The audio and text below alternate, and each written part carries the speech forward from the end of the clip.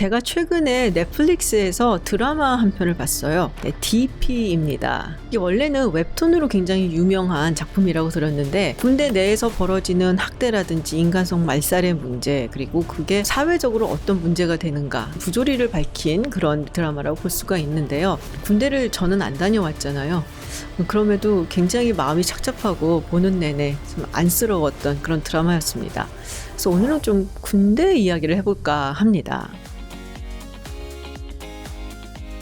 안녕하세요, 김지윤입니다. 사실 제가 미국에 살 때 가장 인상적이었던 것은 이 군인을 대하는 사람들의 자세였어요. 여러분들도 많이 영상에서도 보신 적이 있으시겠지만 군인이 만약에 군복을 입고 나타났을 경우에 커피를 대신 사준다든지 아니면 레스토랑에 식사비를 대신 내준다든지 이런 모습들을 저도 사실은 직접 본 적이 있고요. 제가 예전에 국내선을 타고 보스턴에서 캔사스 쪽으로 간 적이 있어요. 근데 그때 군인과 함께 탄 적이 있습니다. 내렸을 때 조그만 여자아이가 데디 하고 부르면서 이제 아빠에게 안기는 모습을 봤어요. 그랬더니 그 공항에 있었던 많은 사람들이 박수를 치고 환호성을 지르고 또 어떤 사람은 자기가 받았던 꽃다발을 건네주기도 하더라고요. 그래서 참 군인에 대한 어떤 대우라든지 태도 이런 것들이 정말 좋구나라는 생각을 했었거든요. 그런데 미국인이 처음부터 이 군인에 대해서 이렇게 긍정적인 태도를 가졌던 것은 아니라고 합니다. 독립전쟁이 끝난 직후에는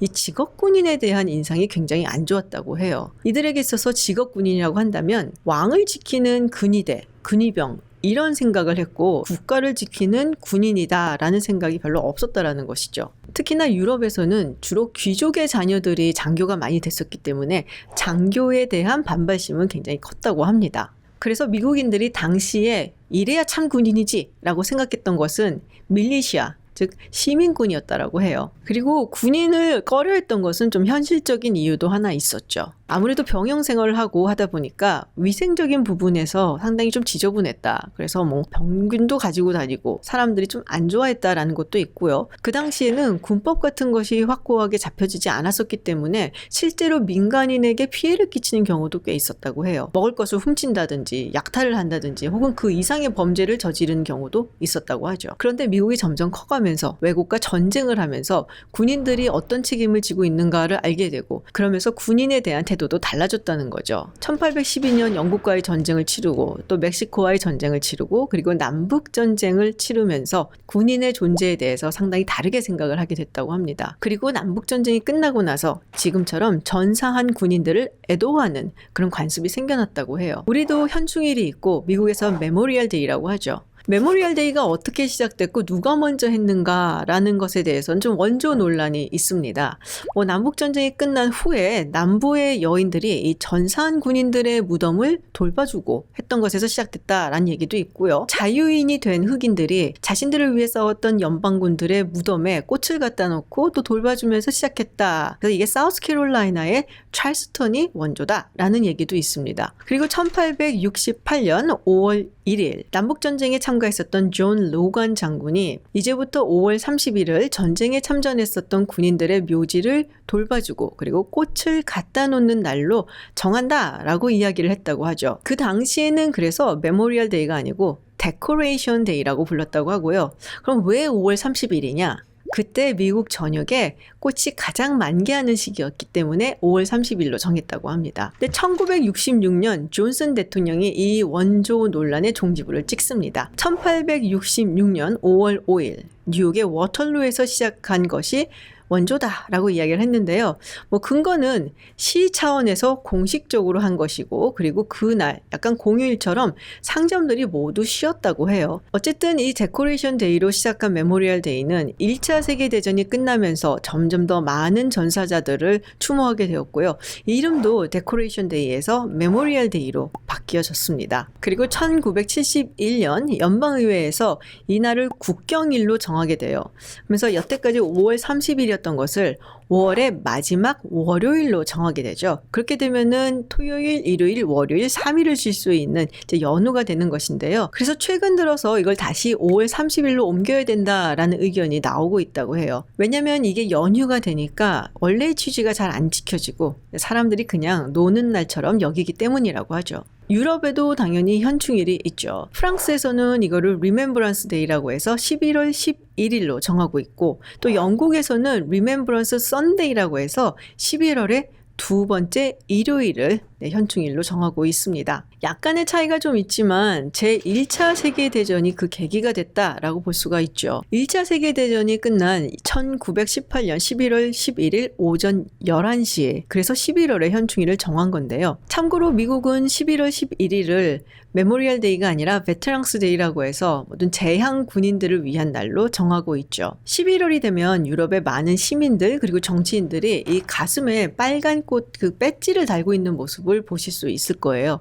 이 빨간 꽃은 빨간 양귀비 꽃입니다. 레드 파피라고도 이야기를 하는데요. 1차 세계대전 당시에 프랑스의 북부 그리고 벨기에의 플란더스 지방이 정말 격전지였죠. 포탄과 화염으로 황폐해진 이곳에서 2015년 봄이 되니까 아무것도 잘할 것 같지 않았던 이 땅에서 피어나는 것이 하나 있었는데요. 그게 바로 빨간 양귀비였다고 합니다. 생물학자에 따르면 이 양귀비는 색깔이 있으면은 잡초에 가까운 생명력을 가진다고 해요. 그래서 아마 그런 땅에서도 이 빨간색 양귀비꽃이 피었던 것이 아닐까라는 생각이 듭니다. 당시 캐나다의 군의관으로 전쟁에 참여했었던 존 맥크레이 중령이 이 양귀비 꽃밭을 보고 상당히 인상을 받았다라고 하죠. 그리고 2차 이프루 전투를 겪고 나서 시를 하나 썼다고 해요. 참고로 2차 이프루 전투는 독일군이 최초로 염소가스를 사용한 바로 그 전투입니다. 어마어마한 사상자를 냈는데요. 연합군 측에서만 무려 8만 7천 명의 사상자를 냈고 독일군도 마찬가지로 4만 명에 가까운 사상자를 냈죠. 그리고 이 맥크레이 중령이 쓴 시의 제목은 In Flanders Field입니다. 이 시를 미국의 모이나 마이클이라는 조지아 대학교의 한 여교수가 읽고 굉장히 감명을 받았다고 하죠. 그래서 빨간 양귀비 꽃을 천으로 만들어서 이것을 팔고 그 돈을 모아서 돌아오는 군인들을 위한 자금을 마련해서 썼다고 해요. 마찬가지로 프랑스에서도 안나 게랑이라는 여성이 천으로 빨간색 양귀비 꽃을 만들어서 팔고 그리고 그 돈으로 폐허가 된 프랑스 그리고 돌아온 참전 용사들을 위한 자금으로 썼다고 하죠. 여성들이 그런 면에서 큰 역할을 했습니다.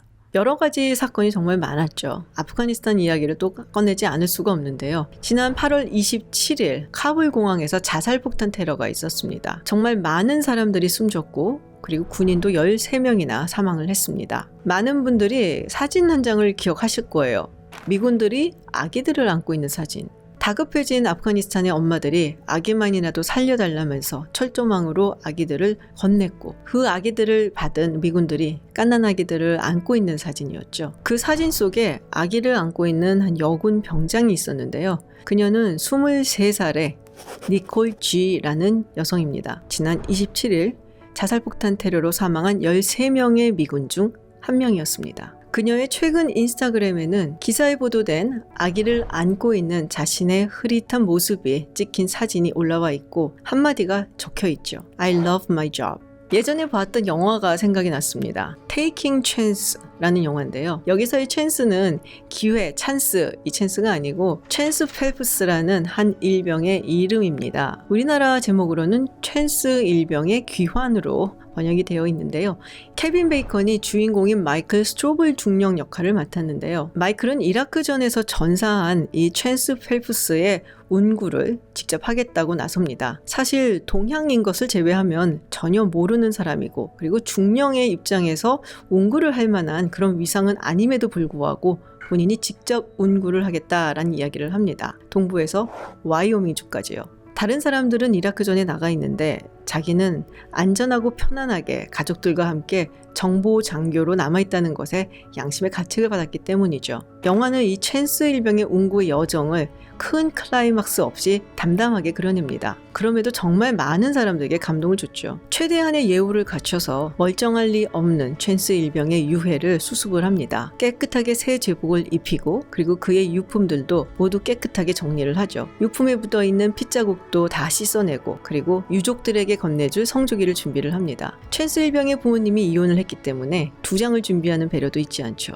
그리고 운구를 하게 된 마이클에게 주의사항을 건네주는데요. 어떤 일이 있어도 찬스 일병이 어떻게 전사를 했는지에 대해서 추측성 발언이나 혹은 정황을 이야기하지 마라 라는 것. 그리고 운구를 하게 되는 관이 차에 옮겨지거나 비행기에 옮겨질 때 꼭 옆에 서서 조의를 표하고 격려를 하라라는 것이었습니다. 그렇게 챈스와의 여정이 시작이 되는데요. 들은 대로 운구를 할 때마다 관 옆에서 격려를 표하면 공항에서 일하던 노무자들도 함께 다가와서 모자를 벗고 조의를 표하곤 합니다. 마이클은 챈스와 함께하는 동안 제복을 절대로 벗지 않고 그가 들고 가는 챈스의 유품이 공항의 엑스레이 통과하는 것을 절대로 허용하지 않죠. 항공사의 직원은 좌석을 1등석으로 알아서 바꿔주기도 하고 또 승무원은 자신의 소중한 십자가를 건네기도 합니다. 비행기 기장은 지금 전사한 일병의 운구를 하는 사람이 타고 있으니 마이클이 먼저 내릴 수 있도록 배려해달라고 승객들에게 부탁을 하기도 합니다. 가장 압권이었던 장면은 좁은 2차선 도로에서 이 차량이 전사자의 운구 차량임을 알아보고 다른 차량들이 깜빡이로 조의를 표하고 앞서가던 두어 대의 차량이 앞장을 서고 그리고 운구차 뒤에 있는 차량들은 그 어떤 차도 추월을 시도하지 않습니다. 고통스러우면서도 막중했던 임무를 마치고 돌아온 마이클이 담담하게 고백을 하죠. 한 번도 챈스를 만난 적이 없지만 나는 그가 그리울 것 같다. 영화의 메시지는 바로 그것이 아니었을까 생각을 해봅니다. 한 번도 본 적이 없지만 그들의 희생으로 인해서 우리가 평안하고 안정된 삶을 누리고 있다면 우리가 해야 될 일은 그들을 기억해주는 일이죠. 그게 바로 국가와 시민이 군인들에게 해야 되는 최소한의 책임이라고 생각합니다. 우리의 군인들은 그에 상응하는 대접을 받고 있을까 궁금해졌습니다. 오늘 영상 여기서 마치고요. 다음에는 즐거운 이야기로 찾아뵙겠습니다. 고맙습니다.